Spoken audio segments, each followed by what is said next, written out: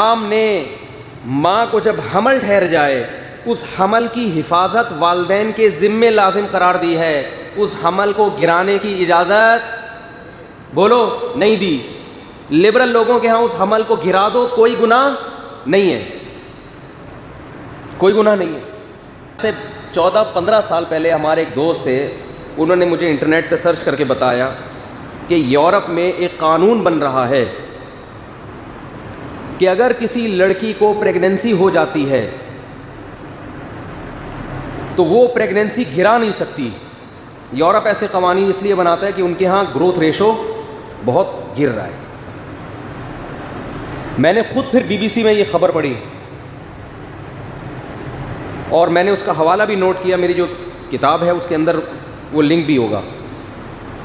وہ خبر یہ تھی کہ اگر کسی لڑکی کے ساتھ جبری زنا ہوتا ہے, جبری, اور اس کو حمل ٹھہر جاتا ہے تو زنا تو غلط ہوا, جبری ہوا ہے نا ان کی رائے میں. ہمارے ہاں تو جبری ہو یا رضا کے ساتھ تو دونوں کے آئیں غلط ہیں, ان کے ہاں جبرن غلط ہے. تو اگر پریگننسی ہو گئی تو جبری زنا کے نتیجے میں بھی اگر لڑکی کو پریگننسی ہوگی تو اسے حمل گرانے کی اجازت بولو نہیں ہے. ان کا مقصد اس حمل کے حقوق نہیں ہے, ان کا مقصد اپنی ریاست کو بچانا ہے کہ گروتھ ریشو کیا ہو رہا ہے, گر رہا ہے. تو چلو جس طرح سے بھی پیدا ہوں, حلال ہو حرام ہو ناجائز ہو جبرن ہوں تو صحیح. تو ہمیں الٹی پٹیاں پڑھائی ہوئی ہیں ان لوگوں نے کہ 2 بچے 2 ہی اچھے ہیں. ان کے یہاں نہیں ہے یہ بچے 2 ہی اچھے ہیں. ان کے ہیں کہ ہوں گے تو اچھے ہوں گے نا 2 ہوں گے تو یہ تو نسل ہی ختم ہو جائے گی. اچھے برے کی بحث تو جب ہوتی ہے جب آبادی تو ہو. ہاں میں یہ عرض کر رہا تھا کہ وہ BBC کی رپورٹ تھی نا, میں نے خود پڑھی پھر وہ کہ بھئی اس پر بحث ہو رہی ہے کہ جبری زنا کے نتیجے میں اگر عورت کو حمل ٹھہر جائے تو اسے بچہ گرانے کی اجازت نہیں ہونی چاہیے. خیر اس پر خواتین نے احتجاج کیا اور اس قانون کو پاس, اس وقت کی رپورٹ یہ ہے کہ پاس نہیں ہونے دیا. تو اب واللہ عالم اب کیا قانون ہے مجھے نہیں معلوم. تو اس پہ یہ تھا کہ بھئی ایک عورت کو زبردستی مجبور کرنا کہ وہ بچہ پیدا کرے یہ اس عورت کی مرضی کے بغیر جائز نہیں ہے. یعنی اس کی یہ اجازت نہیں ہونی چاہیے, عورت کے رائٹ کے خلاف ہے. جو اصل پوائنٹ کی بات میں بتانا چاہتا ہوں وہ سمجھیں کہ یہ عورت کے حقوق کے خلاف ہے کہ وہ بچہ پیدا نہیں کرنا چاہ رہی اور آپ اس سے پوچھے بغیر اس پر ایک قانون مسلط کر دیں. لہذا خواتین نے جو احتجاج کیا ہے تو یہ احتجاج اس کی علامت ہے کہ خواتین اس قانون پہ راضی نہیں ہیں. تو ہم خواتین کے حقوق کی پاسداری کے لیے اس قانون کو کیا کرتے ہیں, معطل. اب جو پوائنٹ ٹو بی نوٹڈ ہے وہ یہ ہے جو ابھی میں بیان کر رہا ہوں. اس پر ایک انگریز نے لکھا کہ عورت کے حق کے تحفظ کے لیے جب اس کو بچہ گرانے کی اجازت دی ہے تو اس میں بچے کا کیا قصور ہے.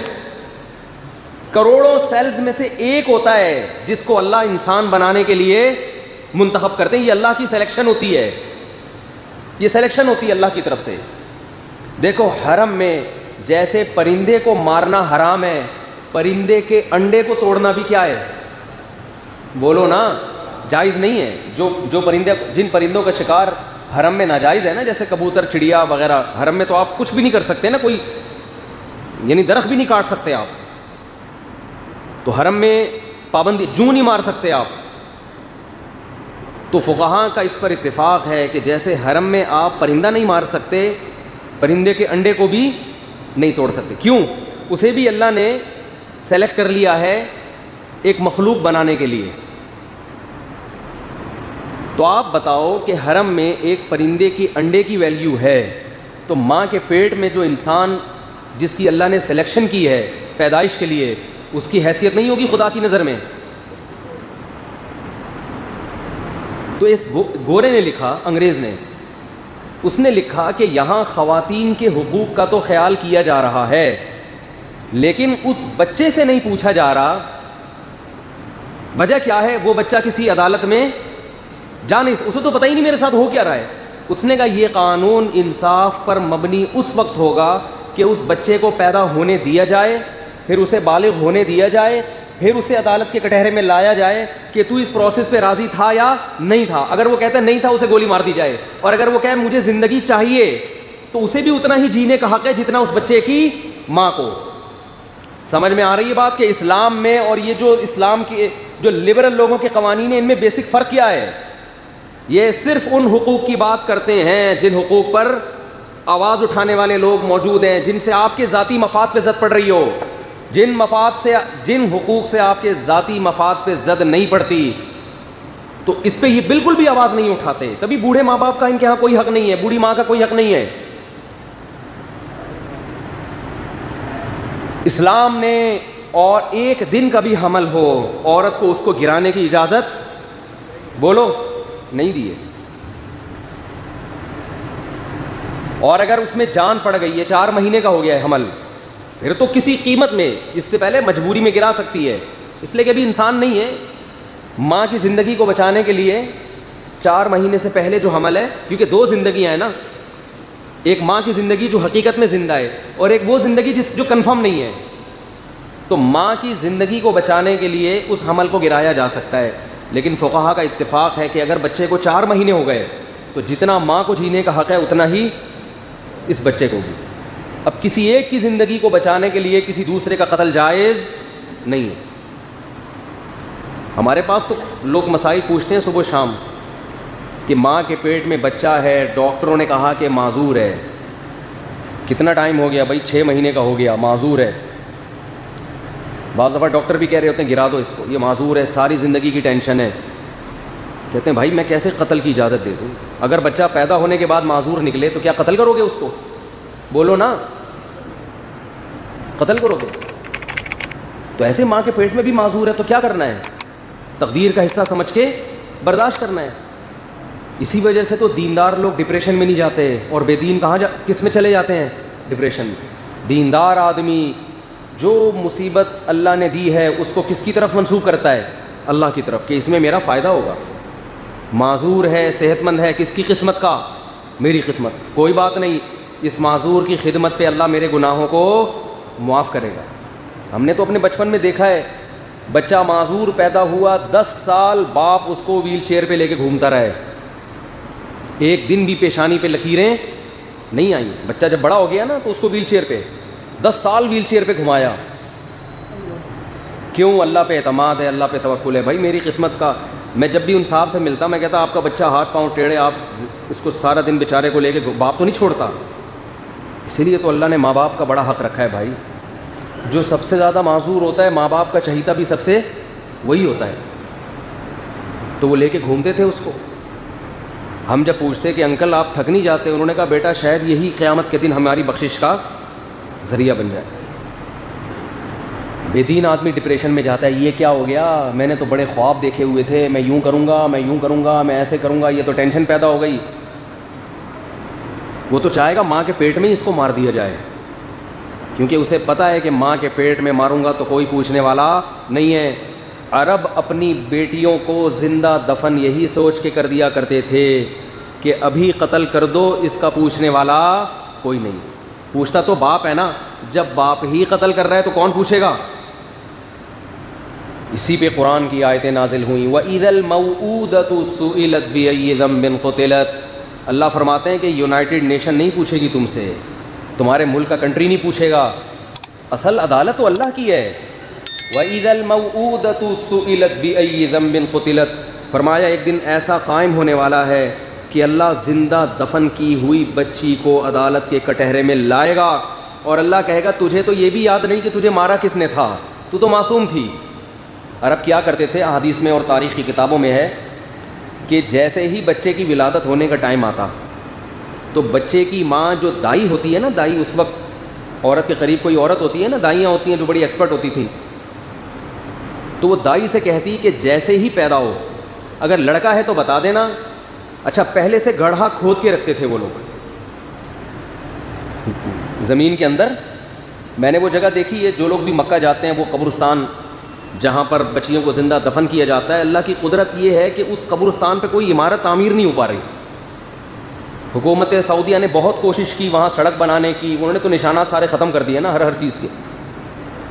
لیکن عجیب اللہ کی قدرت ہے، آپ وہاں جائیں لوگ بتائیں گے آپ کو یہاں کوششوں کے باوجود بھی نہیں ہو پا رہا کچھ بھی. شاید اس لیے کہ اللہ نے وہ جگہ محفوظ رکھی ہے کہ جب بھی کل کوئی ویمن رائٹس کے نام پہ علماء کا مذاق اڑائے، خواتین کے حقوق کے نام پہ اسلام کا مذاق اڑائے کہ یہ اسلام نے عورت کو یہ کر دیا، عورت کو یہ کر دیا، تو اسے یہ قبرستان دکھاؤ کہ اسلام ہے جس نے بچیوں کے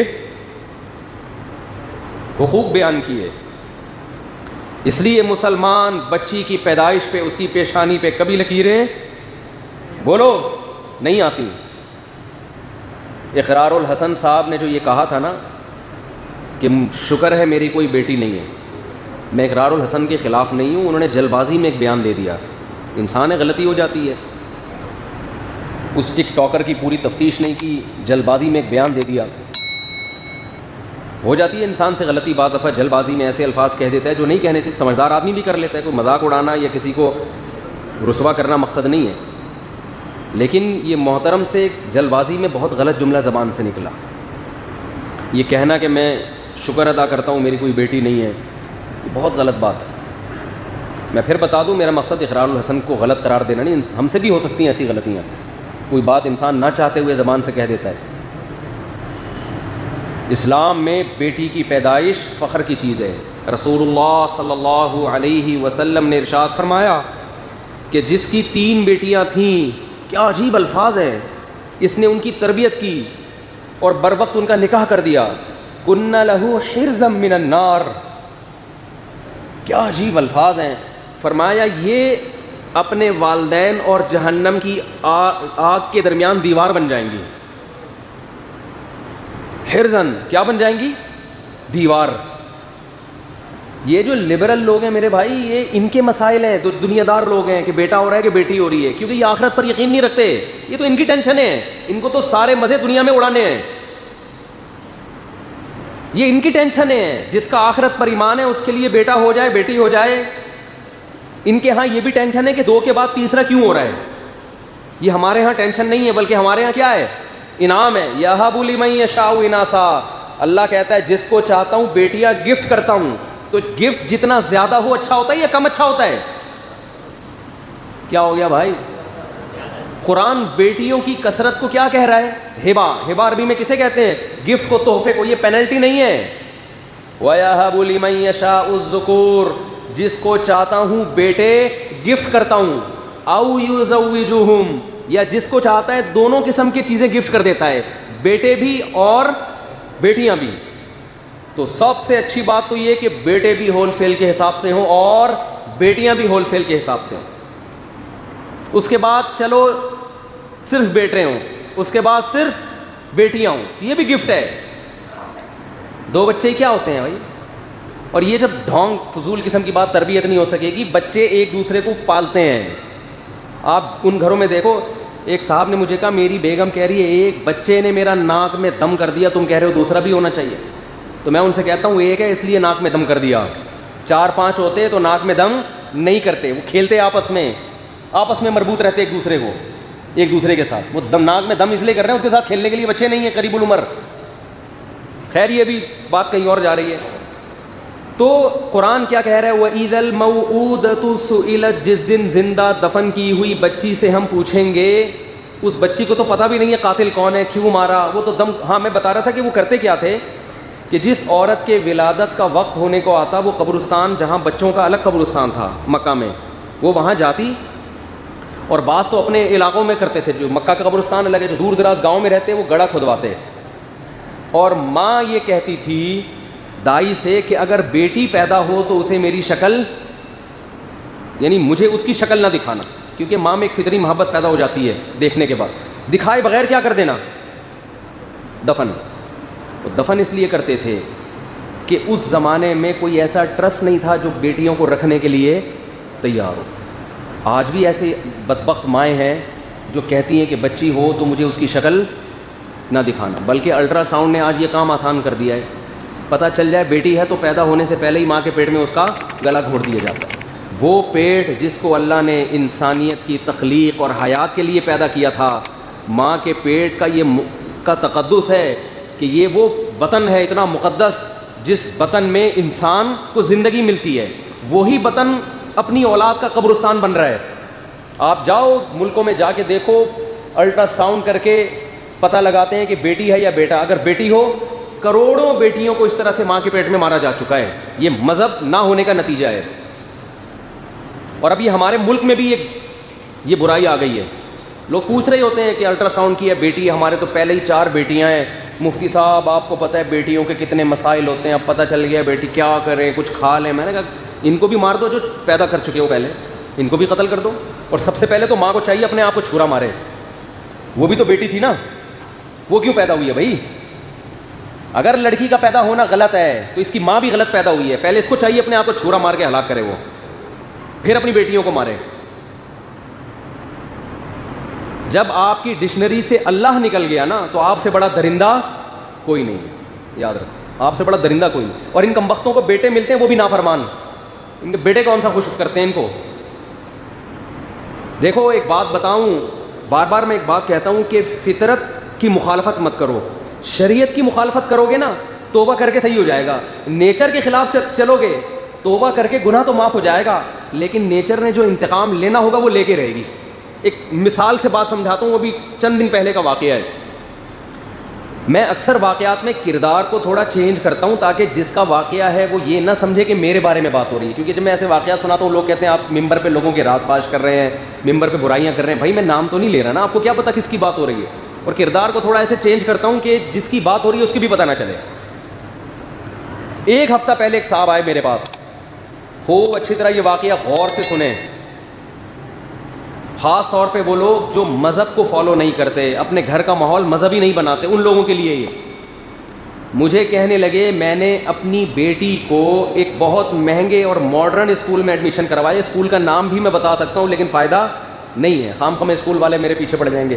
اور ایک اسکول ہو تو آدمی نام بھی لینا, درجنوں اسکول ہیں, میجورٹی تو اسی طرح کے اسکولوں کی ہے. بہت ماڈرن اسکول میں بھاری بھرکم فیسیں دے کے اپنی بیٹی کو میں نے پڑھایا. اسکول کو ایجوکیشن تھا, ماحول بہت لبرل قسم کا, کیونکہ آج کل لوگوں کے ذہن میں یہ بات بیٹھ گئی مذہبی اسکولوں میں پڑھائیں گے تو پڑھائی نہیں ہوگی. تو کہہ رہے ہیں نتیجہ یہ نکلا ہے کہ ہماری بچی کے بوائے فرینڈ ماشاءاللہ ہول سیل کے حساب سے, اور یہیں تک معاملہ نہیں تھا, راتیں گزار رہی ہے ان کے ساتھ, اور پینا پلانے کا شغف بھی شروع ہو گیا. پینے پلانے کا شغف بھی, اب پتہ نہیں وہ سٹا لگا رہی تھی, مجھے یاد نہیں, شراب پی رہی تھی یا شیشہ پی رہی تھی, یا یہ شیشہ تو اللہ کا شکر ہے ہم نے کبھی دیکھا بھی نہیں کیسے پیتے ہیں. تو شیشہ تو دیکھنے کی چیز ہوتی ہے, اپنا منہ دیکھو, پیتے پتہ نہیں کیسے ہیں اس کو. سمت بانڈ بھی لوگ سونگ رہے ہیں, یہ ہیں سکون.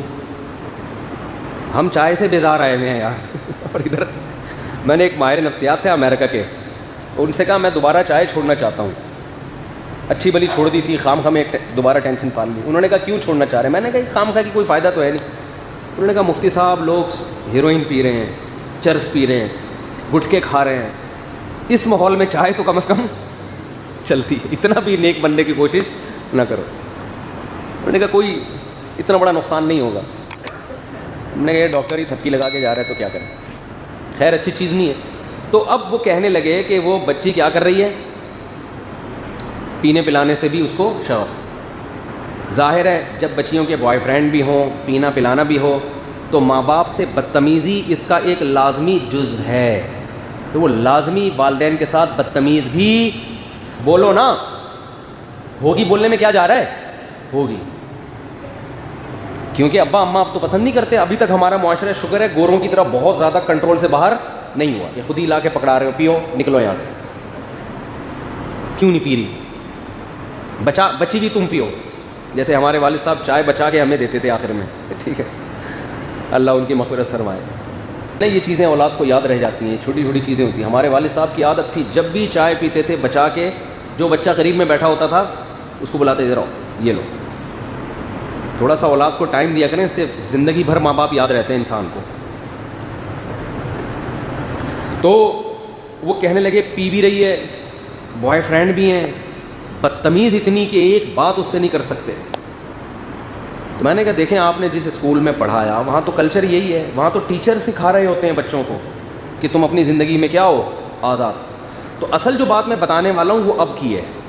کہتے ہیں ٹھیک ہے مفتی صاحب مجھ سے غلطی ہو گئی, لیکن میں اب توبہ کر چکا ہوں, اللہ سے معافی مانگ چکا ہوں, کہ اللہ میں نے اپنی بچی کو غلط اسکول میں ایڈمیشن کرا دیا, غلط ماحول دیا, مذہب کی طرف نہیں لے کر آیا, اب جب توبہ کر لی ہے تو اللہ میری پکار سنتا کیوں نہیں ہے, اب بچی ٹھیک کیوں نہیں ہو رہی؟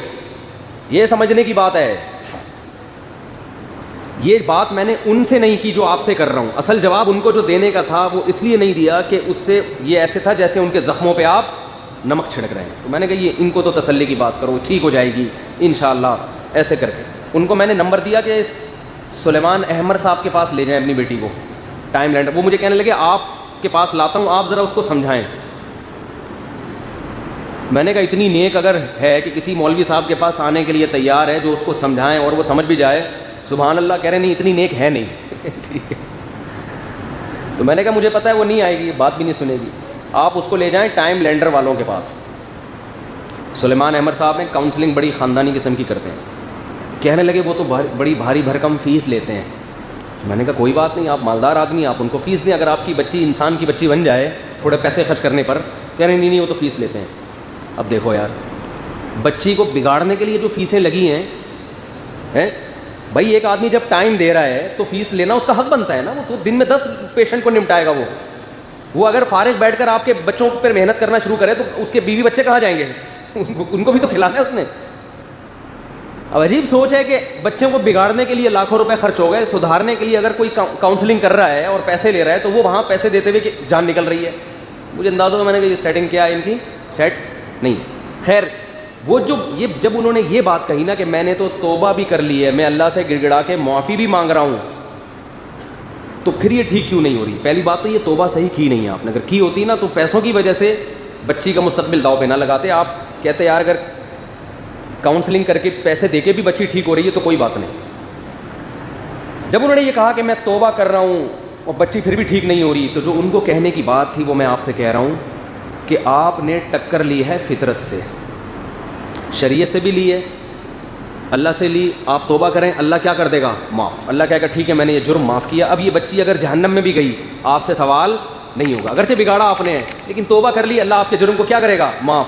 لیکن جو بگڑ گئی ہے نا اس کا سدھرنا بہت مشکل. اللہ سدھار دے تو الگ بات ہے. وجہ کیا ہے؟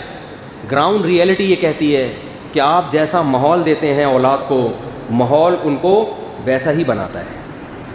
آپ نے جب بچے کو اتنا لبرل بنا دیا, اسے شراب کباب بوائے فرینڈ 8-8 10-10, تو اسے شوہر لگے گا مکھنچو کہ ایک کی کیوں میں بن کے رہوں, اس کے ساتھ وفا کیوں کروں ہے بھائی, کیوں؟ جب اتنی آزادی دے دی آپ نے تو اب اس کا ان چیزوں کو چھوڑنا, وہ خود جب تک نہیں چاہے گی تو نہیں ہوگا. فطرت سے لڑو گے تو بھائی فطرت تو مارتی ہے, پھر انتقام لیتی ہے. اب صبر کے علاوہ آپ کے پاس کوئی آپشن نہیں ہے. آپ کوشش کریں تربیت کی, دعا کریں, ہم بھی دعا کرتے ہیں, نتیجے کی زیادہ امیدیں نہ لگائیں. نتیجہ کس پہ چھوڑ دیں؟ اللہ پہ. اللہ ٹھیک کر دے ٹھیک ہے, نہیں تو صبر کریں گے. ہمارے حضرت کے پاس ایک خاتون کا فون آیا کہ میری شادی کی عمر تھی اور میں ڈیلے کرتی گئی ایجوکیشن کی وجہ سے. تو جب عمر زیادہ ہو گئی تو تعلیم تو آ گئی, مگر جو ایک اٹریکشن تھی عمر کم عمری کی وجہ سے وہ اٹریکشن ختم, رشتے آنا ختم. اب انتظار کرتے کرتے میں 40 سال کی ہو گئی ہوں. سیم یہی الفاظ تھے ان کے کہ میں نے توبہ کر لی ہے کہ اللہ میں نے بر وقت نکاح نہیں کیا, تیرے نبی کا حکم تھا کہ اچھا رشتہ آئے تو انکار مت کرو, ایجوکیشن کی وجہ سے میں نے ڈیلے کیا, یہ میں نے جرم کیا, اے اللہ میں نے توبہ کر لی اب تو کرا دے. حضرت کا بالکل یہی جواب تھا ان کو کہ دیکھیں آپ سے جب ایک غلطی ہو گئی اللہ معاف کر دے گا, لیکن فطرت یہی ہے کہ مرد کو 40 سالہ لڑکی میں عام طور پہ دلچسپی بولو نہیں ہوگی, تو 50 سال والے کو ہوگی. اور 50 سال والے میں آپ کو نہیں سمجھ میں آ رہا ہوں, کیونکہ جب 50 سال میں آپ سے کر رہا ہے تو سوال پیدا ہوتا ہے کہ اگر وہ کما رہا ہے تو اب کیوں اتنی دیر تک ڈیلے کیوں کیا تو نے, 50 سال تک کیا کرتا رہا ہے بھائی تو. اور اگر میرڈ ہے تو بیوی موجود ہوگی تو اب آپ اس کی دوسری بیوی بننے کے لیے تیار نہیں ہوں گی. اس وقت کنواروں کے رشتے جس نے ریجیکٹ کیے ہوں وہ کسی کی دوسری وائف کہاں سے بنے گی وہ. اور اگر وہ کنوارا نہیں ہے, بیوی کو طلاق دی ہوئی ہے, تو بہت بڑا اعتراض ہوتا ہے کہ پتہ نہیں یار ایک گھر تو بسا نہیں سکا, دوسرے کو بھی بیڑا نہ غرق کر دے. 10 قسم کی ٹینشنیں ہیں. تو اب ان کے لیے کوئی ایسا 50 سالہ ڈھونڈو جس کی بیوی خود بخود مری ہو, اس نے نہ مارا ہو, یہ ثابت بھی ہو جائے, اولاد بھی نہ ہو, کیونکہ پھر بچے ہوں تو پھر نہیں کر رہی ہوتی. تو بھائی اب آپ کو آڑا ترشا ہی ملے گا, کوئی نہ کوئی فالٹ کے ساتھ ہی ملے گا, اللہ ماشاء اللہ کچھ خوش قسمتوں کو مل جاتا ہے. تو یہ کیا ہے؟ یہ آپ کس سے بغاوت کر رہے ہیں؟ بولو، نیچر سے. تو نیچر سے جب بغاوت کرو گے تو بھائی یہی ہوگا. تو میں لبرل لوگوں سے کہتا ہوں کہ دیکھو، تم جو اپنے بچوں کو دین اور مذہب نہیں سکھا رہے نا، ان کو اللہ کے حقوق نہیں سکھا رہے کہ اللہ کیا ہوتا ہے، تو یہ تمہارے حقوق بھی نہیں سیکھیں گے، کیونکہ اللہ کے بعد ہی ساری چیزیں شروع ہوتی ہیں. پھر آپ ان کو جتنا چاہیں گے یہ انسان کے بچے بن جائیں، یہ نہیں بنیں گے الا ماشاء اللہ اللہ کسی کو بنا دے. تو پیغمبروں کا بنیادی مقصد کیا تھا کہ غفلت کے اندھیروں سے نکال کر بیداری کی روشنی میں لے کر آنا. یہ جو میں نے سورہ یاسین کی آیت پڑھی، تو ہم سب غفلت میں ہیں، ہمیں نہیں پتہ ہمارے ساتھ فیوچر میں کیا ہونے والا ہے، ہمارا انجام کیا ہونے والا ہے. پیغمبر آ کے بتا رہے ہوتے ہیں کہ جس خوشیوں میں تم مبتلا ہو، ان خوشیوں سے دھوکے میں مت آنا. اگر تم صحت میں ہو، اس صحت سے دھوکہ مت کھانا، فالج بھی ہو سکتا ہے، برین ہیمریج بھی ہو سکتا ہے، ایکسیڈنٹ بھی ہو سکتا ہے. اگر تم دولت میں ہو تو خوش فہمی میں مت رہو، غریب بھی ہو سکتے ہو. اگر تمہیں ابھی کوئی ٹینشن نہیں ہے، تمہارے اوپر غموں کے پہاڑ گر سکتے ہیں، سب کچھ ہو سکتا ہے. اس غفلت سے نکلو، اور نکلنے کا طریقہ کیا ہے؟ اس خدا سے تعلق پیدا کرو جس نے تمہیں بنایا ہے. اس سے اگر مضبوط رشتہ قائم کر لو گے تو وہ غموں میں خود ہی تمہیں تسلیاں دے گا، تھپکیاں دے گا تمہیں، وہ غموں سے بچائے گا بھی. اور جو غم تمہارے مقدر میں، اس میں تسلیاں بھی کون دے گا؟ یعقوب علیہ السلام کا بیٹا چھن گیا، رو رہے ہیں، آنکھوں سے آنسو بہ رہے ہیں. جب لوگ اعتراض کرتے ہیں تو کیا کہتے ہیں؟ اعلم من اللہ ما لا تعلمون، میں اللہ کے بارے میں وہ کچھ جانتا ہوں جو تم نہیں جانتے. اس غم میں بھی تسلی کی بات ہے. یہ تھپکیاں کون دے رہا ہے؟ یہ اللہ دے رہا ہے. اور جب اللہ سے تعلق ختم تو آگے پھر پریشانیوں اور ٹینشنوں کا ایک جھاڑیاں ہیں کہ اس سے بچنا اللہ کی قسم کسی کے بس میں نہیں. ایک بزرگ کا میں بیان سن رہا تھا، بڑی پیاری بات کی انہوں نے کہا یہ ڈپریشن اور ٹینشن کا لفظ اردو زبان کا نہیں ہے. ہمارے اسلاف، ہمارے بزرگ، یہ لفظ پریشانی کا لفظ تھا اردو میں. پریشانی کا مطلب کوئی بچہ مر گیا، کوئی یہ ہو گیا. وہ یہ جو ڈپریشن اور ٹینشن کا لفظ ہے نا، یہ انگریزوں سے آیا ہے ہمارے یہاں. اس کا اردو میں ترجمہ ہی نہیں ہے اس کا. آپ اس کو ذہنی تناؤ کہہ سکتے ہیں، اسٹریس کا تو ہے کھچاؤ، ڈپریشن اور ٹینشن کا نہیں ہے، اور واقعی نہیں ہے. تبھی میں بھی جب بیان کرتا ہوں تو ڈپریشن کو ڈپریشن ہی کہتا ہوں، ٹینشن کو ٹینشن، کیونکہ مجھے اردو میں ملتا ہی نہیں ہے. یہ بیماریاں یہ باہر سے آئی ہیں، جو مذہب کو فالو نہیں کرتے، یہ وہاں سے آئی ہیں ہمارے یہاں. یہ ہماری اپنی بیماریاں نہیں ہیں. سمجھ میں آ رہی ہے بات؟ ہمارے یہاں سے پریشان بیٹھا ہوا ہے بس. ڈپریشن اور پریشانی میں فرق ہے. ڈپریشن کا مطلب ڈاکٹر تو ڈپریشن کا جو مطلب بتائے گا میڈیکل سائنس کی زبان میں، ہم تو دیسی زبان میں سمجھائیں گے نا. آپ کے ڈپریشن کا مسئلہ جو مطلب بتائے تو لغت کی کسی کتاب میں نہیں لکھا بھائی، ہم تو دیسی زبان میں سمجھائیں گے کہ ہم جب ڈپریشن بولتے ہیں تو اس کا مطلب ابا ڈپریشن میں ہے، کیا مطلب؟ کچھ بھی ہو سکتا ہے. ٹھیک، بیگم ڈپریشن میں ہے، ساس صاحبہ ڈپریشن کی مریض ہیں، ایسی کی تیسی کس کی ہونے والی ہے؟ بہو کی. کیا مطلب؟ ڈپریشن کی مریضہ کا مطلب یہ ہے کہ ان کو ٹینشن میں جانے کے لیے کسی ریزن کی ضرورت نہیں ہے. یہ بغیر کسی ریزن کے بھی ٹینشن لیں گی بھی اور ٹینشن دیں گی، پارسل بھی کریں گے. ہمارے ہاں پارسل کا خاص انتظام ہے، لکھا ہوتا ہے نا ریڈیو. تو اللہ تعالیٰ نے پیغمبروں کو کیوں بھیجا؟ ہمیں غفلت کے پردوں سے نکالنے کے لیے. شوبز کی دنیا سے جو لوگ وابستہ ہوتے ہیں وہ آخرت کے لیے، بولو نا، نہیں ہوتے. آخرت کے لیے تو نہ کوئی ہندو کا پنڈت کہے گا کہ ان چیزوں میں کا آخرت میں ثواب ملے گا، نہ عیسائیوں کے پادری کہتے ہیں، نہ یہودی کہتے ہیں، نہ مسلمان علماء کہتے ہیں. دنیا میں کوئی مذہب نہیں کہتا. جو شوبز کی دنیا سے وابستہ لوگ ڈرامے فلمیں بنا رہے ہیں، بے حیائی کو پروموٹ کر رہے ہیں، ان کا آخرت میں بھی کوئی حصہ ہے. کوئی مذہب بھی اس چیز کو نہیں مانتا، کوئی مذہب بھی نہیں مانتا. اب آپ مجھے ایک بات بتاؤ کہ انہوں نے تو یہ سب کچھ دنیا کے لیے کیا ہوتا ہے نا، تو اس دنیا نے کیسی پیٹھ دکھائی ہوتی ہے؟ تو وہی حضرت کعب بن زہیر کا شعر ہے، لکنھا خلۃ قد سیق من دمھا فجع وولع واخلاف وتبدیل، کہ یہ دنیا ایسی محبوبہ ہے کہ جس کے خون میں بے وفائی شامل کر دی گئی ہے. کرکٹ کی طرح رنگ بدلنا، بے وفائی اور ٹائم دینا، وعدہ کرنا لیکن اس وعدے کی خلاف ورزی کرنا، یہ اس کے بلڈ میں شامل کر دی گئی ہے. یہ صحابی رسول کا شعر ہے. یہی وہ دنیا ہے جو شوبز کی دنیا سے وابستہ لوگ، کسی کو کینسر ہو رہا ہے، کسی کو ہارٹ اٹیک ہو رہا ہے، کوئی کس طرح سے مر رہا ہے. مرنے کے بعد وہ ساری ترقی جو آسمان کی بلندیوں تک پہنچی ہوئی تھی وہ دھڑام سے نیچے، بلکہ مرنے کیا، بڑھاپے کے بعد ہی. جو ہیروئنز بڑی خوبصورت اور جن کو فلموں والے چھوڑتے نہیں ہیں، عورت پہ تو بڑھاپا جلدی آتا ہے. آپ کو پتہ ہے گھاس وہ دیر تک قائم رہتی ہے اور پھول بہت جلدی مرجھا جاتا ہے. مرد تو پھر بھی کچھ دیر چلتا ہے. جو لڑکیاں شوبز کی دنیا سے وابستہ ہیں بہت جلد ان میں اٹریکشن ختم ہوتی ہے اور ان کو ایسے مسترد کر دیا جاتا ہے جیسے ٹیشو پیپر جو ہے نا استعمال سے پہلے کتنا اچھا اور استعمال کے باہر کہاں پھینکا جاتا ہے، ردی کی ٹوکری میں. اور آپ ان کی عزت دیکھ رہے ہوتے ہیں اسٹیج پہ، ان کو پرانے بوڑھے اداکاروں کو بھی بلایا جا رہا ہے، ان کو ایوارڈ دیا جا رہا ہے. بھائی یہ 5 منٹ کی عزت ہو رہی ہے ان کی بس، اس کے بعد ان کو کوئی بھی نہیں. یہ ٹی وی کی اسکرین کے سامنے 10 منٹ کی، باقی کوئی نہیں پوچھنے والا ہوتا گھر میں. لیکن اس میں اتنا اچھا کلچر دکھایا جاتا تھا، اتنا باپ کا احترام، ماں کا احترام، میاں بیوی کے رشتے کو اتنا اچھا دکھایا جاتا تھا کہ فیملی سسٹم اور مضبوط ہوتا تھا. اب تو لوگ کہتے ہیں ڈرامہ آ رہا ہے، بیوی اس کی ہے، چکر وسیم بھائی سے چل رہا ہے، اور میاں کا چکر آفس میں کسی اور لڑکی سے چل رہا ہے. یہ چکر جب آپ گھروں میں دکھاؤ گے تو بھائی بیوی کو، اچھی بھلی عورت کو بھی خیال آئے گا کہ جب اس کا چل سکتا ہے تو میرے بھی تو وسیم بھائی رہتے ہیں پڑوس میں، اور دیکھنے میں بھی ان سے اچھے ہیں، ڈراموں میں جو آ رہا ہے اسے. تو یہ چل رہا ہے مارکیٹ میں. تو میں اپنے زمانے کے جو اداکار ہیں نا، جو ہم بچپن میں اللہ معاف فرمائے توبہ کر لی تھی، وہ اس وقت بھی ابا کی طرف سے اجازت نہیں تھی، چھپ چھپا کے دیکھ لیا کرتے تھے، لیکن پھر توبہ بھی کر لی الحمدللہ. تو وہ میں ایکٹر کبھی کبھار یوٹیوب پہ دیکھتا ہوں اب کیسے لگ رہے ہیں وہ، اس زمانے کی ہیروئنیں اور اس زمانے کے ہیرو. ایک دفعہ میں نے اپنے گھر والوں کو بٹھایا، میں نے کہا ہمارے زمانے کی ہیروئن تھی اب دیکھ رہے ہیں. میں نے کہا عبرت، مجھے پتا ہے اب وہ خوبصورت نہیں ہوگی، عبرت کے لیے دیکھ رہا ہوں. تو میں نے گھر والوں کو کہا کہ اس کا نام مجھے یاد نہیں، وہ کر سرچ کر کے نکالا، دیکھا اللہ کی پناہ کیا انسان کا کباڑا ہوتا ہے یار بڑھاپے میں. میں نے کہا یہ وہ ہیرو ہیروئن ہے جن پہ ہم مرتے تھے یار، کیا ہینڈسم. اب دیکھو جھریاں، اس طرح سے بھی یہ جھریاں ٹھیک نہیں ہوں گی. اب اس طرح بھی کر لو گے تو آپ پلاسٹک سرجری کر کر کے تھک جاؤ، مگر یہ جھریاں ٹھیک ہونے والی نہیں. اب کوئی نہیں پوچھتا ان کو شوبز کی دنیا میں. اللہ کے بندوں وقت پہ شادی کر کے بچے پیدا کر لیتے، ان کو دین سکھاتے، اسلام سکھاتے. آج وہ تمہیں اتنی، ہم تو اپنی بوڑھی والدہ کو جانتے تھے، ماں جتنی بوڑھی ہو اتنی اچھی لگتی ہے کہ نہیں لگتی. ہمیں تو جب ہماری والدہ کی عمر زیادہ نہیں تھی اس وقت بھی محبت تھی، لیکن جب جیسے زیادہ بوڑھی ہوئی ہیں اس وقت تو ایسی محبت ہو گئی بھائی. اس وقت تو والدہ کے بغیر رہنا ممکن نہیں رہا. باریاں لگتی تھیں. سعودی عرب میں کیس آیا عدالت میں، سعودی عرب میں 2 بھائیوں نے اتنی لڑائی کی ہے کہ عدالت پہنچ گئے. ایک کہہ رہا تھا میری بوڑھی ماں میرے ساتھ رہے گی، دوسرا کہہ رہا تھا میرے ساتھ، اور ڈر تھا کہ ایک دوسرے کو جان سے نہ مار دیں. ہر آدمی چاہ رہا ہے ماں میرے ساتھ رہے.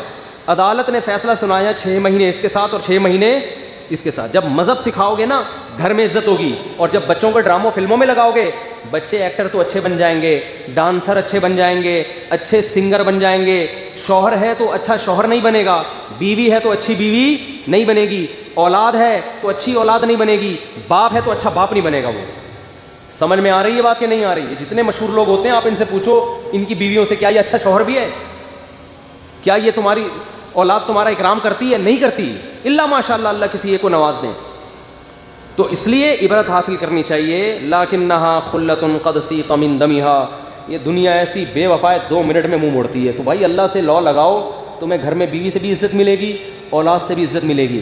نہیں ہم نے تو دیکھا ہے علماء کی اولادیں کیسا ان کو پالتی ہیں، جو حالانکہ انہوں نے وہ عیاشی نہیں دی ہوتی اپنی اولاد کو جو لبرل لوگ دے رہے ہو، پابندیاں لگائی ہوتی ہیں، لیکن ان پابندیوں کے اثرات ہیں. وہ اپنے باپ کی بھی خدمت کرتے ہیں، اپنی ماں کی بھی. تو میں یہ عرض کر رہا تھا کہ یہ جو فنکار اداکار ہے نا، ان کی جوانی دیکھتے ہو تو ان کا بڑھاپا بھی دیکھ لیا کرو، اور گھروں میں جا کے دیکھا کرو گھر میں کون کتنی عزت دے رہا ہے. تنہا اکثر 100% کی بات نہیں کر رہا، کہیں کوئی ایکٹر مجھے فون کر کے کہے کہ آپ نے میرے بارے میں بولا، میں تو ایسے اکثر کی بات کر رہا ہوں. اکثر آخری عمر تنہائی کی گزارتے ہیں، کوئی ایوارڈ دینے والا نہیں، کوئی عزت کرنے والا نہیں، بچے چھوڑ چھاڑ کے بھاگ چکے. کبھی لاہور کا ایک کیس سامنے آیا، ایک پولیس آفیسر، بہت بڑا آفیسر، اپنے بچوں کو موبائل خرید کے دیا، آئی فون، بچوں کو گاڑیاں لے کے دی، اس نے سب کچھ کیا. جب بیمار ہوا نا تو ڈاکٹر نے کہا ان کے علاج پہ 20 لاکھ روپے خرچہ آئے گا. بچوں سے ڈاکٹر نے کہا کہ گاڑیاں بیچو، خون بیچو، علاج کرو. بچوں نے پیسے دینے سے بولو نا انکار کر کہ ہم اگر یہ سب چیزیں بیچ باچ کے ابا تو ٹھیک ہو جائیں گے، ہم تو دوبارہ زیرو پہ آ جائیں گے. اور بالآخر وہ باپ مر گیا. یہ نتیجہ نکلتا ہے اپنی اولاد کو دین نہ سکھانے کا. سمجھتے ہو کہ نہیں سمجھتے؟ تو اچھے بھی سمجھیں گے جب بوڑھے ہو جاؤ گے. ابھی جوانی کی مستیاں ہیں، سمجھ میں نہیں آ رہی بات. تھوڑا سا جب میرے پاس آتے ہیں نا گلوکار اور اتنے شہرت اور یہ، میں کہتا ہوں بیٹا تھوڑا سا عمر کو ڈھلکنے دو. جنید جمشید کو کیسے ہدایت ملی ہے؟ جنید جمشید کا واقعہ میں نے خود سنا، اس کی جب وہ زندہ تھا اس نے بتایا کہ میں ایک شو میں گیا جس میں میں نے بھی اسٹیج پہ گانا گانا تھا. جب میں گیا تو مجھ سے پہلے ایک گلوکار جو ذرا ایجڈ ہو گیا تھا وہ گانا گا رہا تھا. تو لوگوں نے کہا میرے سامنے کہ اب اس بڈھے کو ہٹاؤ یار، حالانکہ وہ بھی اپنے دور کا فیمس گلوکار تھا، سنگر تھا. تو لوگوں نے کہا اس بڈھے کو ہٹاؤ، آواز نہیں نکل رہی ہے، جنید کو بھیجو. کہتے ایک دم نہ اس کی یہ بات میرے دل پہ جا کے لگی ہے کہ جنید ابھی تو تو جوان ہے، گا رہا ہے، کل جب تو گائے گا نا تو لوگ کہیں گے اس بڈھے کو، بولو نا کیا ہوگا، آپ کو تھوڑی ہٹا رہا ہوں، لوگ کہیں گے اس بڈھے کو ہٹا، یہ ہوگا، یہ تو ہوگا، اس سے کوئی روک نہیں سکتا، تو اس بڈھے کو ہٹاؤ یہاں سے۔ تو میں نے مجھے کہا کہ یار جس دنیا کے پیچھے میں جا رہا ہوں نا، اس دنیا نے تو کل مجھے ویسے ہی پشت دکھانی ہے، اس نے اپنی کمر مجھے دکھا کے ٹاٹا کر کے جانا ہے۔ جن گرل فرینڈ پر آپ مر رہے ہو نا، جیسے ہی مرو گے 2-4 بیانات آئیں گے، اس کے بعد کوئی اور بوائے فرینڈ ہوگا، کوئی اور بوائے فرینڈ ہوگا، پھر یہ مرے گی یا وہ مرے گا۔ تو یہ دنیا سے زیادہ فری ہونے کی ضرورت بولو نہیں، آخرت ہے، اللہ ہے بھائی، اللہ کے پاس، اللہ سے تعلق انسان قائم رکھے، مزے ہی مزے، مر جائے ٹھیک ہے۔ میں لوگوں سے کہتا ہوں بھائی اگر مجھے یقین ہے نا کہ ابھی میں مر گیا تو اللہ مجھ سے خوش ہے، میری کسی خطا پہ عذاب نہیں ہوگا، معاف کر دے گا اللہ تعالیٰ، تو میں سمجھتا ہوں میرے لیے اس سے اچھا موت کا وقت نہیں ہے، میں فوراً کہوں گا اللہ ابھی مار دے مجھے، ہمیں پتہ نہیں ہے، پتہ نہیں آگے جا کے ہوگا کیا، اس لیے ہم اللہ سے مہلت مانگتے ہیں کہ اللہ ہمیں سدھرنے کا ٹائم دے دے، ہم صحیح ہو جائیں۔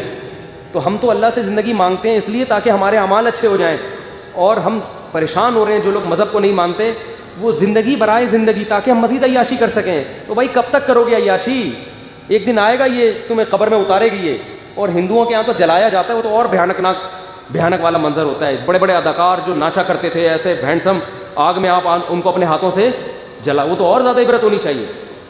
تو ایسے عبرت کے واقعات سے ہمیں عبرت حاصل کرنی چاہیے، اور ہمیں بھی، اور شوبز کی دنیا سے جو لوگ وابستہ ہیں ان کو تو اور زیادہ عبرت ہونی چاہیے کہ ابھی بھی وقت ہے بھائی، اللہ نے مہلت دی ہے، آج آ جاؤ، سنی، کیونکہ یہ ٹائم تو ان کو دے دیا نا، تو اب میرا بھی ٹائم ویسٹ ہو رہا ہے، اور یہ ادھر نیچے آ کے بیٹھ کے انتظار کر رہے ہیں، سمجھ رہے ہیں بات کو؟ اب جب میں نیچے آیا ہوں تو کہہ رہے ہیں ہم تو آپ کا کافی دیر سے انتظار کر رہے ہیں، اور میں ان سے کہہ رہا ہوں کہ میں اوپر بیٹھ کے آپ کا کافی دیر سے انتظار کر رہا ہوں۔ تو یہ ان کی بات نہیں ہے، یہ ایک اصول اور ضابطے کی بات ہے کہ ہم من حیث القوم بد نظمی کا شکار ہیں، من حیث القوم، یعنی سبھی ہے، میں بھی ایسا ہی ہوں، اس میں سب ایسے ہیں، اس چیز کو درست کرنے کی ضرورت ہے۔ سمجھ رہے ہو کہ نہیں سمجھ رہے بھائی جو بات جس نے کہی ہے اس کا خیال کرنا چاہیے انسان کو، تاکہ نہ میرا ٹائم ویسٹ ہو اور نہ آپ کا ٹائم ویسٹ ہو۔ اب میں نے ان کے ذمہ لگایا ہے کہ اب یہ نکاح نامہ خود فل کریں گے، تاکہ ہم جو بیان کے دوران جو ہمارا ٹائم ہے نا وہ بیان میں ہی مصروف رہے، اور یہ نکاح نامہ خود بیٹھ کے فل کریں، تاکہ ہمارا جو ٹائم ادھر لگایا اب یہ وہ سمجھ رہے ہو بات کو، یہ بھی بیان کا حصہ ہے، کوئی بیان سے اضافی بات نہیں ہے۔ ہمارے حضرت مفتی رشید احمد صاحب رحمہ اللہ تعالیٰ کے پاس ایک شخص پنجاب سے آیا، اتنا لمبا سفر کر کے حضرت کے پاس پہنچ گئے، اور کیوں آئے ہو؟ فرمایا میں تعویذ لینے آیا ہوں۔ تعویذ اگر کچھ شرائط ہیں اس کی ان کے ساتھ ہو تو جائز ہے اس کا استعمال۔ حضرت نے فرمایا کہ آپ پنجاب سے آئے ہو، پہلی بات یہ کہ آپ نے مجھ سے ٹائم لیا تھا، اتنی دور سے آپ سفر کر کے آئے ہیں۔ دوسری بات یہ کہ تعویذ تو ٹی سی ایس کے ذریعے بھی پہنچ سکتا ہے، صرف تعویذ لینے کے لیے اتنی دور سے آپ سفر کر کے کراچی پہنچے ہو۔ حضرت کو اتنا غصہ آیا، وہ تو بڑے تھے، انہوں نے فرمایا نہیں دوں گا، واپس جاؤ۔ آئی بات سمجھ میں؟ ٹھیک ہے، تو فرمایا ایک دفعہ ان کو سزا ملے گی، پھر یہ واپس جائیں گے، آئندہ ایسی حماقت، اپنا بھی ٹائم بچائیں گے، اور انہوں نے فرمایا واپس جاؤ، وہاں سے اب دوبارہ خط لکھو۔ خطوط کا سسٹم تھا حضرت کے ہاں، تو اب آپ کو جو ہے نا وہ وہیں سے بھیج دیں گے۔ یا تو مقصد آنے کا زیارت کرنا ہو نا، کسی کو دیکھنا مقصد ہے، تو اس کے لیے پھر یہ کہ بھائی صرف دیکھنے آ رہا ہوں، زیارت کرنے آ رہا ہوں، تو اس کے لیے حضرت ان کو جو ٹائم دیا کرتے تھے وہ ایسا ٹائم ہوتا تھا جس میں حضرت علماء کی مجلس میں آ کے بیٹھتے تھے، جو جس نے زیارت کرنی تھی ان کو ٹائم دے دیتے کہ یہ ٹائم ہے، اس میں دیکھ کے چلے جاؤ۔ سمجھ رہے ہیں؟ تو اس کا حضرت کو فائدہ یہ ہوتا تھا، تو فرماتا ہوں جو زیارت کے لیے آتے ہیں نا وہ سب سے سستے میں چھوٹ جاتے ہیں۔ بھائی آگے بیٹھ گئے، زیارت کر لی تو ٹھیک ہے نا، بس صحیح ہو گئی۔ تو جب ایک انسان اصول سے اور ضابطوں کے ساتھ چلنے کی کوشش کرتا ہے، 100% تو کوئی بھی نہیں چل سکتا، تو اس میں الجھنیں کم ہوتی ہیں۔ اسی وجہ سے میں نے دعوتوں میں جانا بالکل چھوڑ دیا ہے، قسم اٹھانا رہ گئی ہے بس، کیونکہ بہت دفعہ کا تجربہ ہے کہ جو ٹائم دیا جاتا ہے اس کی کبھی بھی پابندی نہیں ہوتی، ناممکن ہے۔ قسمیں اٹھوا لو قرآن پہ ہاتھ رکھ کے، بھائی 8:15 بجے کھانا شروع ہو جائے گا، لیکن وہ 8:15 کا مطلب کیا ہوتا ہے؟ اگر ایسا ہوتا نا کہ 8:15 کا مطلب 8:45 ہوتا, تو ہمیں کوئی ٹائم دیتا 8:15 تو ہم کہتے چلو 8:45 تک تو ہو ہی جائے گا, تو ہم 8:45 پہ پہنچتے. ہوتا نہ 8:45 پہ ہے, نہ کوئی پتہ ہی نہیں ہوتا کب ہوگا اور کیا ہوگا. سمجھ رہے ہیں بات کو؟ تو اس لیے جو ٹائم مینجمنٹ والے لوگ ہیں نا, ٹائم مینجمنٹ والے, وہ ایک بات بڑی زبردست کرتے ہیں کہ جس آدمی نے اپنا وقت بچانا ہو وہ کبھی دوسرے پہ ڈیپینڈ ہو کے زندگی نہ گزارے. بہت مشکل ہے سمجھانا بات. یہ بیان شروع ہو گیا ہے, بیان جو ہے وہ شروع ہو گیا ہے. آپ سمجھا بیان شروع کریں گے, ہو گیا بیان. تو کبھی بھی دوسرے پر آپ کی ٹائمنگ کا جو ہے نا مدار نہیں ہونا چاہیے. مثال کے طور پر آپ نے کہیں پہنچنا ہے, ناشتہ کون بناتا ہے گھر میں؟ بول لو بھائی, بیگم. اب آپ نے کسی کو ٹائم دیا ہے صبح 8 بجے کا, بیگم نے اٹھ کے ناشتہ بنا کے آپ کو پیش کرنا ہے. اگر بیگم یہ چیزیں سمجھتی ہے تو ٹھیک ٹائم پہ آپ کے سامنے ناشتہ پیش کر دے گی. لیکن اگر اس سے سستی ہو گئی, وہ سوتی رہ گئی, یا اس کا موڈ نہیں تھا, یا دیر ہو گئی, تو آپ کبھی بھی وقت پر نہیں پہنچ سکتے. اس کا حل کیا ہے کہ آپ کو خود بھی ناشتہ بنانا آنا چاہیے. بھائی پہلے مجھے ایک بات بتاؤ, وقت کی حفاظت کرنا یہ ہماری مذہبی ذمہ داری ہے یا نہیں؟ آپ کہیں گے کیا فالتو باتیں لے کے بیٹھ گئے, اگر ٹائم پہ نہیں پہنچا تو کیا ہوا؟ آپ ذہن میں سوچ رہے ہوں گے بھائی اگر کسی کو 8 بجے کا ٹائم دیا اور نہیں پہنچے تو کیا ہو گیا, اس سے قیامت آ گئی, 10 بجے پہنچ جائیں گے. ہم بھی تو گھنٹوں گھنٹوں دوسروں کا انتظار کرتے ہیں, وہ اگر 2 گھنٹے ہمارے انتظار میں بیٹھ گیا تو کیا ہو گیا؟ تو بھائی یہ ایک سوچ ہی غلط ہے. یہ جو وعدہ ہے نا, وعدہ خلافی, جان بوجھ کر بغیر کسی عذر کے وعدہ خلافی کرنا یہ گناہ ہے. کوئی عذر ہو تو ایک الگ بات ہے, لیکن بلا عذر وعدہ خلافی کرنا یہ گناہ ہے. اور عذر کسے کہتے ہیں؟ قدرتی حادثہ ہو جائے کوئی, اسے عذر کہتے ہیں. جو چیزیں روز مرہ کے معمول میں شامل ہیں وہ عذر میں داخل نہیں ہے. آپ کہیں کہ بیگم نے ناشتہ ہی دیر سے بنا کے دیا تھا, یہ تو سب کی بیگمیں ایسے کرتی ہیں. وہ کوئی آرمی میں تھوڑی ہے آپ کی بیگم کہ اس نے جو ہے نا وہ کورس تھوڑی کیے ہوئے ISSB کے کہ اس کو پورا ٹائم کا پابند بنایا گیا. وہ تو ظاہر ہے گھروں میں تو یہ چلتا ہی ہے سب کچھ. اب بعض لوگ بیگم پہ برس رہے ہیں, میرا 8 بجے کا ٹائم تھا اور ناشتہ مجھے 8:02 پہ مل رہا ہے, اس پہ غصے ہو رہے ہیں. تو اس سے تو گھر کا ماحول خراب ہوگا. ایسا سیدھا دنیا میں کوئی بھی نہیں, آپ نہیں کر سکتے کسی کو. اس کا طریقہ کیا ہے کہ آپ کو ناشتہ بنانا, بولو نا بھائی یار, آنا چاہیے.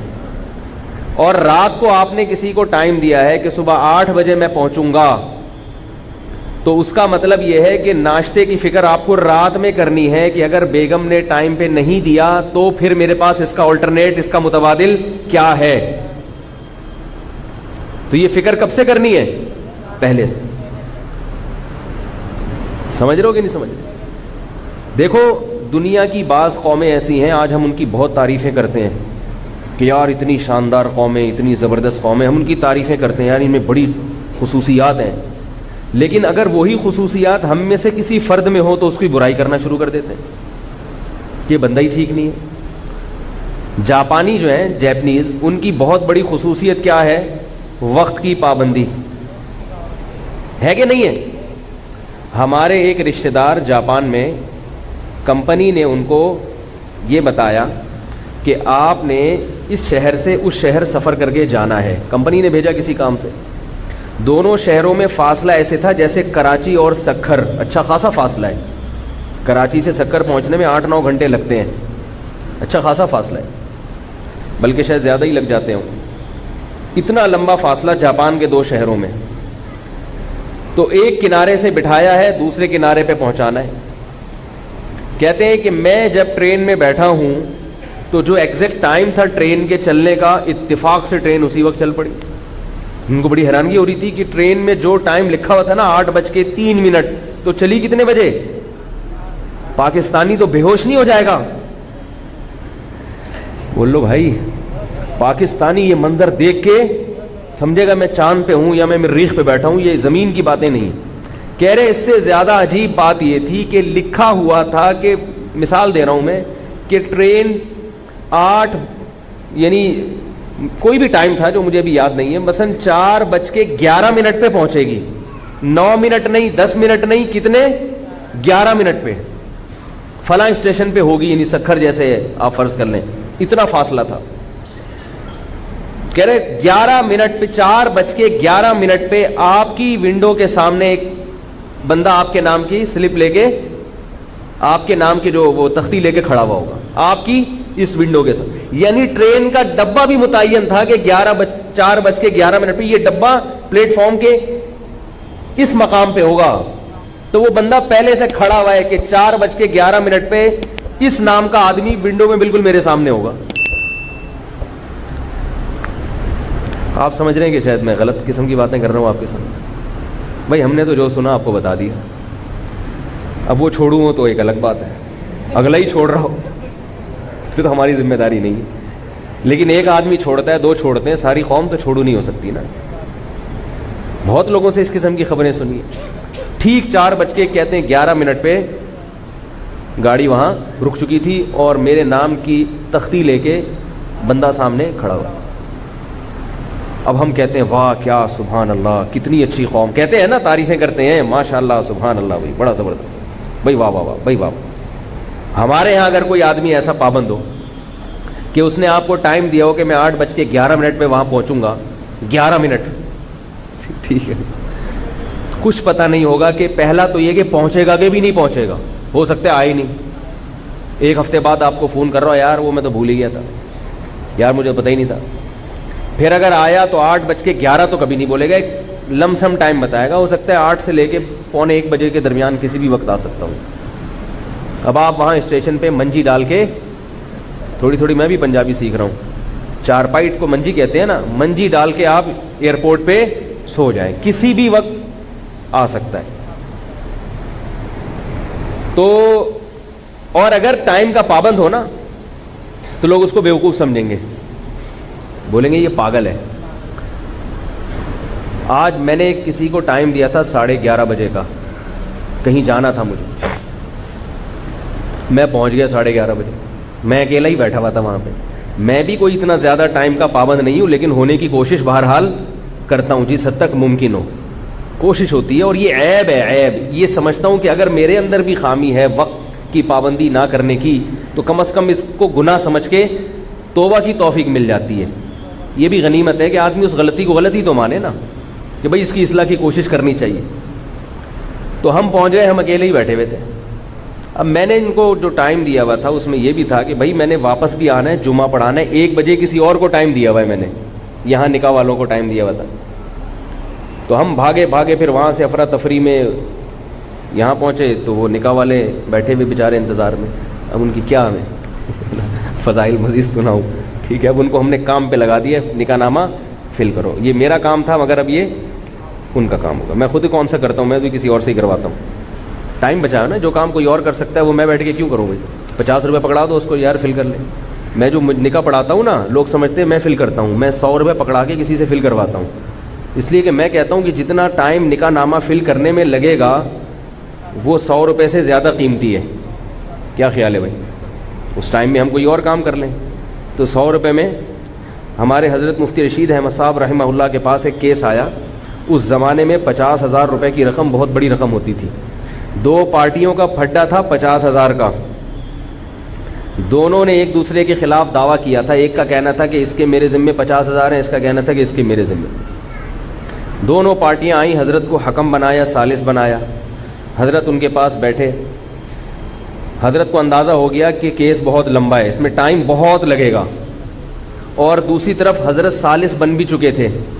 اب جب آپ کسی کے درمیان ثالثی کا کام کرنا شروع کر دیں اور درمیان میں کہا میرے پاس ٹائم نہیں ہے, تو یہ بد اخلاقی کی بات ہے نا. بھائی ٹائم نہیں تھا تو آپ نے ثالث بنے کیوں, حکم بنے کیوں, اب لٹکا کے کیوں چھوڑ رہے ہیں ہمیں. تو اب فیصلہ بھی کرنا تھا ان کو, اور حضرت سمجھتے تھے کہ جلدی میں فیصلہ ہو نہیں سکتا.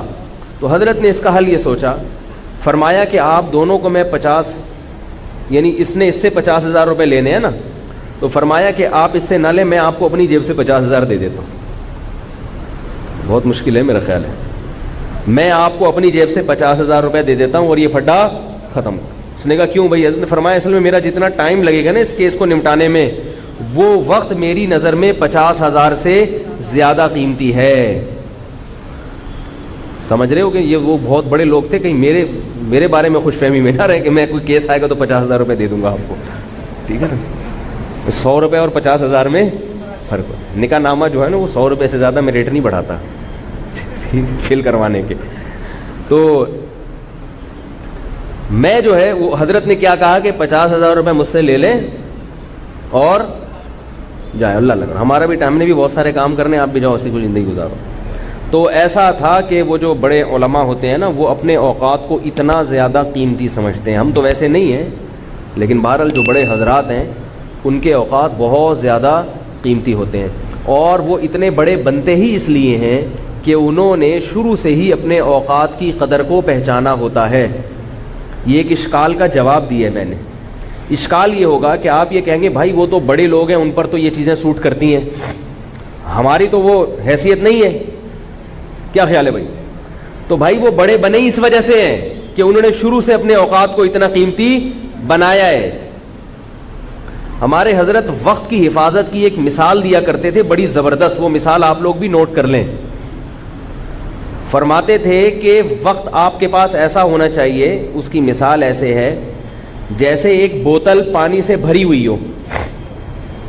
ایک بوتل پانی سے بھری ہوئی, اتنی بھری ہوئی ہے کہ اس میں ایک بلبلہ بھی نہیں آ سکتا ہوا کا. تھوڑی سی بوتل خالی ہوتی ہے تو ببل آتے ہیں نا اس کے اندر, تو اتنی بھر گئی ہے وہ بوتل کہ اب اس کے اندر ایک بلبلہ بھی, بولو یار کچھ بولا کرو, اللہ کا نہیں آ سکتا. آپ سب کی طرف سے فرض کفایہ ادا کر رہے ہیں, بلبلہ بھی نہیں آ سکتا اس کے اندر. اب فرمایا کہ اگر آپ نے اس میں مزید پانی ڈالنا ہے تو چلا جائے گا, پچھلا والا پانی نکالنا پڑے گا. جب تک پچھلا پانی نہیں نکالو گے اگلا پانی نہیں آ سکتا. تو پچھلا پانی کب نکالو گے؟ جب نئے پانی کی قدر زیادہ ہوگی اور پچھلے والے کی قدر کم ہوگی. تو کہتے تھے کہ ہماری زندگی ایسے ہونی چاہیے کہ ہماری جو بوتل ہے نا 24 گھنٹے کا یہ ٹائم, یہ بوتل ہے, اور اس میں ہم نے جو کام کرنے ہیں وہ پانی کی مثال ہے, اور یہ بوتل ہماری 24 گھنٹے کی بھری ہوئی ہے. ٹائم ہمارے ہر چیز کے متعین ہے. اب اگر کوئی آدمی آپ سے ٹائم مانگتا ہے یا کوئی کام آپ سے ٹائم مانگتا ہے, بعض دفعہ آپ سے ٹائم کوئی بندہ مانگتا ہے نا کہ حضرت مجھے 25 منٹ چاہیے, یا بعض دفعہ کوئی کام آپ سے ٹائم مانگتا ہے. بھائی جیسے ابا کا فون آ گیا, بیٹا ذرا یہاں پہنچو 15 منٹ کے لیے تم سے کام ہے. تو اب یہ تو چلے ابا آپ سے ٹائم مانگ رہے ہیں. کوئی کام کی مثال ایسے ہے کہ آپ کو ایک کوئی جو آپ نے کام کے لیے کوئی ٹائم متعین کیا تھا, اس دوران کوئی اور کام آ گیا آپ کا, اس دوران کوئی اور کام آ گیا. وہ کام ایسا ہے کہ یہ والا کام, وہ کام اگر کریں گے تو آپ کو یہ والا کام چھوڑنا پڑے گا. سمجھ رہے؟ جیسے آپ کاروبار کر رہے ہیں تو آپ کو پتہ یہ چلا کہ یار میں اپنی دکان میں اتنا ٹائم لگا رہا ہوں بزنس کے لیے, کاروبار کے لیے. پتہ یہ چلا کہ ایک بندہ آیا ہوا ہے, بزنس مین ہے, وہ کاروباری مشورے بہت اچھے دیتا ہے. اب آپ دکان بند کر کے, یہ بھی ایک کام ہے نا جو آپ سے ٹائم مانگ رہا ہے. بہت سارے کام ہو سکتے ہیں دینی اعتبار سے بھی اور دنیاوی اعتبار. اور اس کی آسان مثال کہ آپ کسی اہم کام میں مصروف ہیں اور جنازہ تیار ہے کسی کا کہ بھئی جنازہ پڑھنا ہے آپ. اب آپ نے جو پروگرام بنایا ہوا تھا کہ میں 2 سنتیں پڑھوں گا, اس کے بعد فوراً میں پتلی گلی سے حسب معمول بھاگوں گا. بھئی مسجد میں ایسے ہی ہوتا ہے نا, 2 سنت پڑھو اور فوراً نکلو. تو روز کے معمول کی طرح میں بھاگوں گا اور میں فلاں جگہ پھر چائے پیوں گا یا یہ کروں گا. اچانک کیا آ گیا؟ جنازہ. اب وہ آپ سے ٹائم مانگ رہا ہے کہ نہیں مانگ رہا؟ وہ جو آپ نے کہیں اور ٹائم دینے کا پروگرام تھا, یہ مثالیں ان کی سمجھ میں آئیں گی جن کا پہلے سے کوئی پروگرام بھی ہو. میں بھی حیران ہوں کہ آپ لوگ کو سمجھ میں کیوں نہیں آ رہا. اصل میں جس کا پہلے سے کوئی شیڈول ہو اس کی تو سمجھ میں آئیں گی, شیڈول ہی نہیں ہے تو آپ کہیں گے پتہ نہیں کس قسم کی باتیں کر رہے ہیں مولوی صاحب بیٹھ, کوئی شیڈول نہیں. بہت بعض حضرات کو یہ خیال ہو گیا یار اب کی کیا ٹائم, اس کو ٹائم دینا جنازہ ہے, کیا کیسی باتیں کر رہے ہیں بھائی. ہم تو صبح اٹھے, جب آنکھ کھلی تو اٹھ گئے, سوتے سوتے تھک گئے تو کیا کیا, اٹھ گئے. اٹھنے کے بعد سوچا اب کیا کریں, کوئی شیڈول میڈول نہیں ہوتا ہمارا. اٹھنے کے بعد سوچا اب کیا کریں, چلو یہ کر لیتے ہیں, ناشتہ کر لیتے ہیں, اب کیا کریں, چلو دیکھتے ہیں یار کیا کرنا ہے. تو پھر مسجد میں بیٹھے ہیں, جنازہ آ گیا تو ٹھیک ہے, جنازہ آ گیا, نہیں آیا تو بھی ٹھیک ہے. تو اگر کوئی پہلے سے ترتیب ہو نا, یہ کرنا ہے وہ کرنا ہے, تو پھر یہ ساری چیزیں انشاءاللہ سمجھ میں آئیں گی. تو اب کوئی بھی آپ کے پاس کام آیا تو اس کا مطلب ہے کہ بوتل آپ کے پاس پہلے سے کیا ہے, بھری ہوئی ہے. تو اب نیا کام جب اس اپنے ٹائم کی بوتل میں ڈالو گے تو پرانے کاموں میں سے ایک کام کا نقصان لازمی ہوگا. اگر نہیں ہو رہا نقصان, اس کا مطلب آپ اپنے وقت کو برباد کر رہے ہیں. یہ علامت ہے اس بات کی کہ آپ اپنے ٹائم کو مینج کر کے اور قیمتی بنا کے زندگی گزار رہے ہیں یا نہیں گزار رہے. جب بھی کوئی نیا کام آئے گا پرانے کام کا نقصان ہونا چاہیے. بات نہیں آ رہی میرا خیال ہے سمجھ.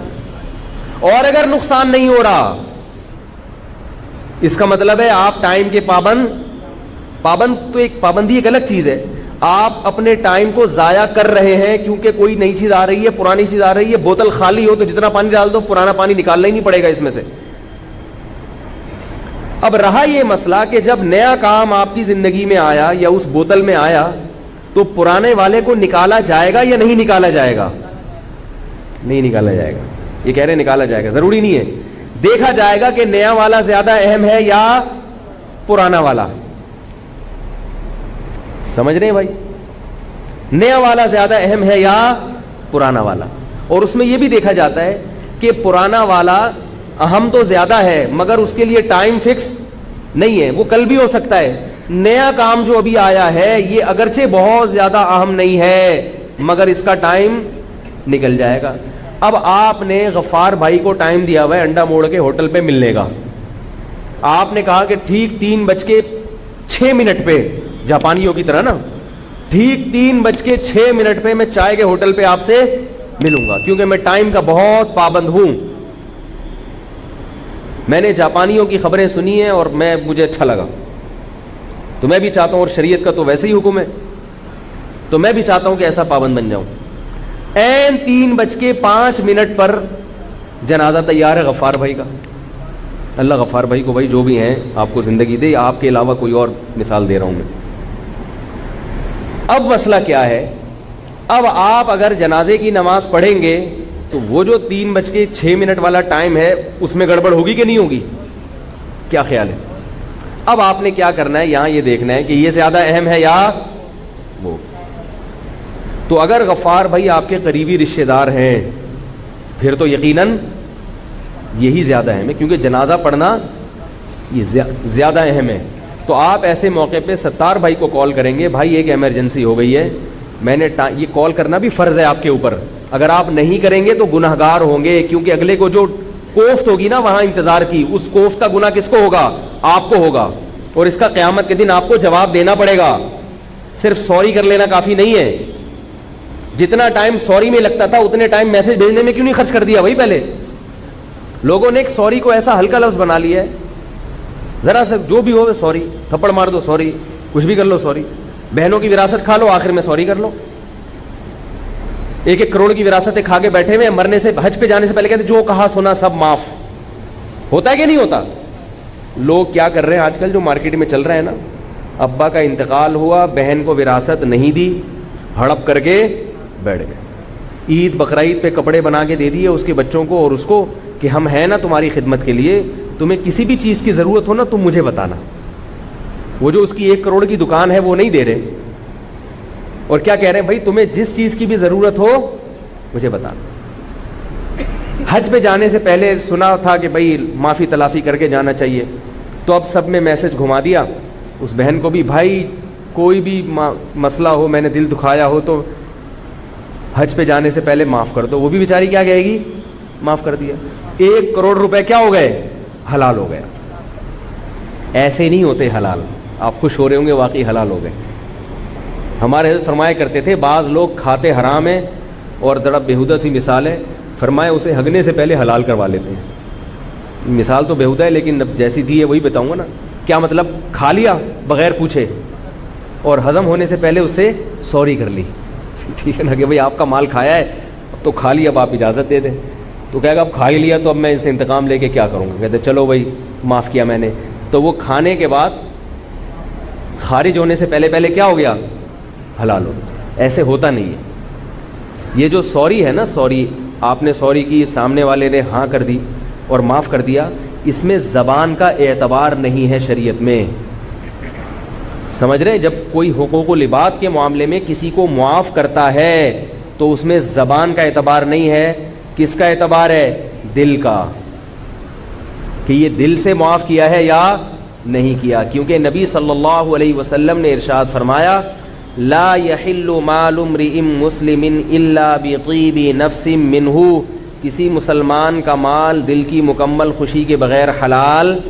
1 روپیہ بھی حلال نہیں، 1 کروڑ کہاں سے حلال ہوگا؟